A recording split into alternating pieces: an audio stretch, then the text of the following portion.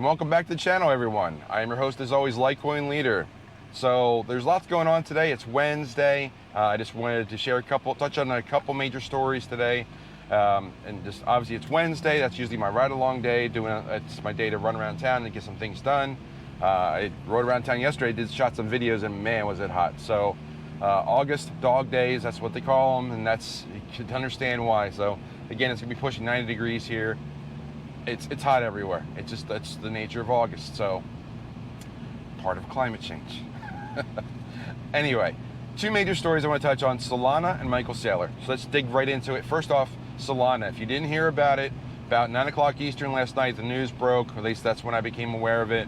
I know Divvy Daddy shared out some stuff on Twitter. I shared out some stuff on Twitter. I posted a link in my Telegram. By the way, if you don't follow me on Telegram, follow the leader is the name of the channel, and I'm at LitecoinLeader on Telegram.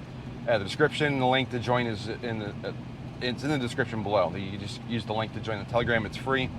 But I posted that there. I posted a video from Lark Davis. It basically you want to decouple everything you can from your wallets and get everything to a cold storage wallet. And again, I'll post the video. I posted it several times, but if you search wallet or security, I really got to find out what the keyword to search is, but I think it's security. I'll post a link in the video up here. It's using a cell phone, an unlocked cell phone. It's about $100. You can leave it on your Wi-Fi network and never leave your house. That's the best way to secure your assets. So until we know more about what's going on with Solana, that's the best method if you have Solana. I don't think there was a big divot in the price, but some people, like, their wallets were sucked dry. So that's obviously not good. About $5 million was lost, I believe. Solana is a very centralized network. They've had issue after issue with that network. Probably a dozen, well, maybe not quite a dozen, but at least a half dozen, getting closer to 10 issues with the Solana network. There's so many good projects out there, and I understand that some people love Solana because of its speed and because it's a layer 1, but it's a very centralized network, and they can shut it off. The centralized people can. So I would, not financial advice, but I think there's better projects out there. So that's my 2 cents on it, or my 2 Satoshis. So now let's go over to the Michael Saylor news. Michael Saylor announced that he was stepping down as CEO of MicroStrategies, and the FUD news will report that as Michael Saylor is stepping down. The real answer is that Michael Saylor is changing positions within MicroStrategies. He's remaining strong on Bitcoin. Another member of MicroStrategies is stepping up to be CEO, much like what happened with the Divvy organization. I'm going to parallel that. So you have Nick and you had Jeff. Jeff McCabe was the former CEO, and Nick was the CTO, Nick Saponaro. Well, Jeff decided that he was going to pursue more partnerships for Divvy and expand the horizons for Divvy, and as a result, he became, I think he became principal or an advisor. He changed titles away from CEO, while Nick became CEO of the Divvy project. So let me explain the different roles and responsibilities in an organization. I've been in many organizations, and I will tell you this: some of the worst structured organizations have been ones that were founded by technical people, and they chose to become the CEO rather than the CTO, and it's not good for the business. It really isn't, because the CEO is in charge of running the entire business. That means customer service, sales, marketing, finance, numbers, HR, all that stuff reports into the CEO one way or another, directly or indirectly, through the C-suite, the CXO level. You have a CIO and a chief information, chief of, anyway, you know what they stand for. The chief executive officer, you have the chief information officer, chief financial officer, all those people. That's the CXO, or your C-level suite of the organization. That all leads up into the CEO.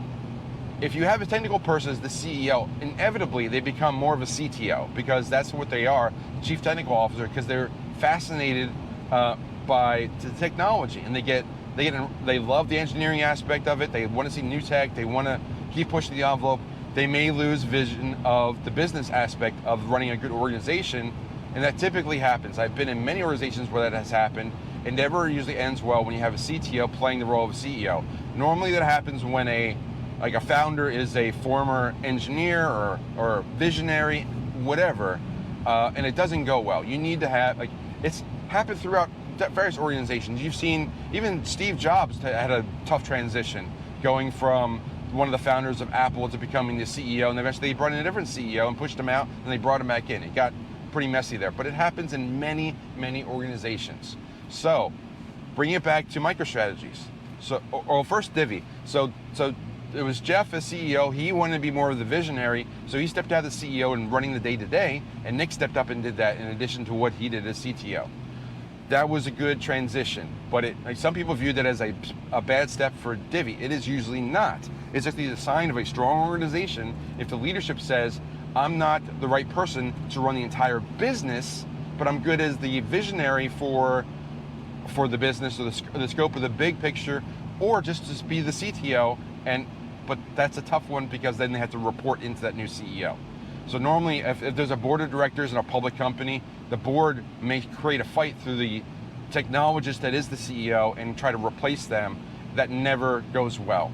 So in any event, what has happened with MicroStrategies is that Michael Saylor has decided that he's going to step away as the CEO, and a member of the existing MicroStrategies organization is stepping up to become the CEO. Michael Saylor has transitioned to be the visionary, the Bitcoin flag waver, or the evangelist for Bitcoin for MicroStrategies. MicroStrategies has already released a statement that says they're not selling Bitcoin, they're going to keep holding Bitcoin. Michael Saylor is still a big part of that, and even the new CEO is a big proponent of holding Bitcoin. So the day-to-day running of the business will become this other person's name. I don't know his name, sorry, but the new CEO will step up and lead that role, while while Michael Saylor will become the visionary and lead people to say everybody needs to be talking about Bitcoin. That's pretty much what he's been doing anyway, but he realized a lot of his daily efforts were towards evangelizing about Bitcoin and not running the business. So running the business of MicroStrategy, that is a big role, and he wasn't serving it well as trying to do both. So now they have two people to do both things. Michael Saylor can evangelize, and the CEO can run the business. So that's a great division of labor, a division of work, and it should work out well. So that's what's really going on MicroStrategies. It's not a bad thing at all. It's actually a positive thing, and it's a good outlook for MicroStrategies. So in any event, that's what's going on MicroStrategies. It's not a bad thing at all. Don't be worried that Michael Saylor is not the CEO anymore. He's still with MicroStrategies. They're still following the path of going to get more Bitcoin. Everything is fine, MicroStrategies. Nothing wrong with Bitcoin. Michael Saylor is still a big proponent of Bitcoin. Don't worry about it.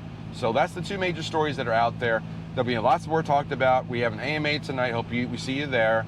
There'll be another story out tomorrow, and then we've got, there's lots more coming. So I'll be working with other people, and if you made it to the end of this video, I really appreciate that. Like, subscribe, leave a comment. I really appreciate it. It helps out the channel. And if you have another channel and you're looking to grow it, I'm looking to do more interviews probably over the next couple months. Let's have a conversation. Reach out to me on my socials, leave a message. Probably the best message is on Patreon. Patreon, we're in a new month. So Patreon, great time to join. That's where we have the news, the real news. The links to that, Joanna does a great help with me there and on Twitter. We also have a monthly AMA. It's a $20 level. You can join and get a 10% off if you do the annual subscription. Lots going on. So the best way to reach me is to drop me a message on Patreon. If not, you can reach me out on Telegram. Other methods, email, jeff@LitecoinLeader.com, and obviously the website, which is free too. No scroll today because I'm doing the live video or recording the live video as I drive around, but just wanted to share my thoughts today, get your feedback. I'd love to read your comments, love to hear your feedback, love to see you on the AMAs as well. So I hope to talk to you soon. But for all that said, I want to close the door on the bureau, say follow the leader one more time, and I will talk to you soon. Take care.